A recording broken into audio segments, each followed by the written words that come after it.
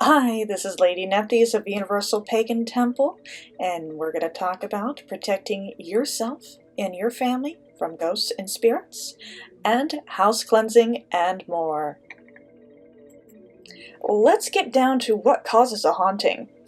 Traumatic events, a soul that does not wish to move on, a soul that is stuck in a place, negative energy that manifests outside of a person, and upset house spirits or land spirits of a house that has been recently remodeled. Now, most ghosts are harmless, but sometimes people have issues with what are known as poltergeists, intelligent spirits that can cause physical change. For these types of spirits, do not do the things listed in this video. Instead, contact a respectable medium or psychic in your area.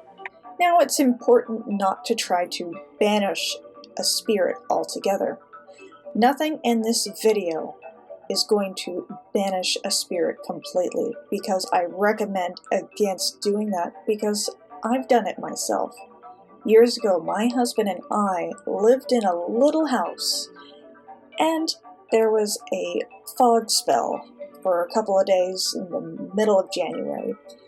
So I was about to go to sleep, and I saw a man standing in the doorway of my bedroom.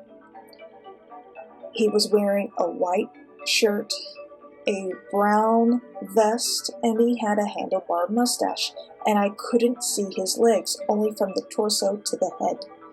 At first my thought was, did somebody break into the house? No, both doors are locked. Oh my goodness, this is a spirit. I freaked out, and so did my husband, because I woke him up from his slumber. And about an hour later, we banished the spirit.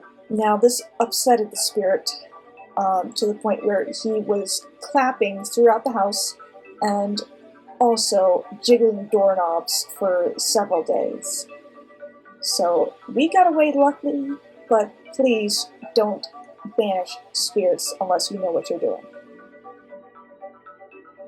People's first thought when deciding to cleanse their house is to use sage. Sage is excellent. It does cleanse the house, but it doesn't do too much on the protection side. For that, you will need Florida water. Florida water used to be a cologne back in the day, but unfortunately not too many people were too keen on it, so they decided to use it as a spiritual cleanser after several psychics have used it and discovered its protective and psychic ability enhancing powers.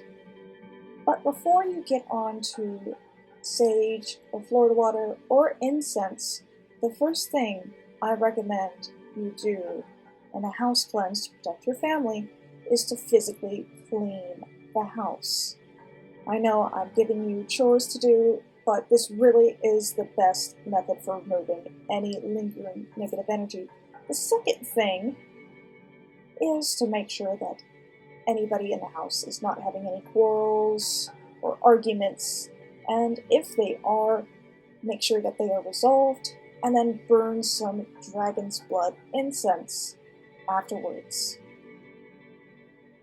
What you'll need for this protection ritual to cleanse your house is you will need a stick of sage, Florida water, probably a broom, and then you'll need a mop and a mop bucket. Now, what you want to do before cleansing your house is to physically clean your house. This removes any negative energy that could be left by anything else or spirits. The physical clean will also require vacuuming or sweeping the floor. Of course, if you're going to be using the Florida water method, you'll want to sweep the floor before you mop it. You can also use any kind of prayer or chant while you're doing this, adding to the magic. Now it's time for the sage. With the sage, you'll want to move around your house clockwise. Next, fill your bucket with water, and then you'll take the Florida water and just put a few drops in. It is very stinky, so be careful. And then with your Florida water infused mop bucket, you'll want to mop the floor. I usually go from north to south, but you can do whatever suits your need and your physical space that you are in. Another thing you can do with Florida water is you can take a couple of drops and put it in a spray water bottle and spray your house with it. You can do this just like you do with sage. You can move around clockwise or counterclockwise depending on your intention for the house cleansing.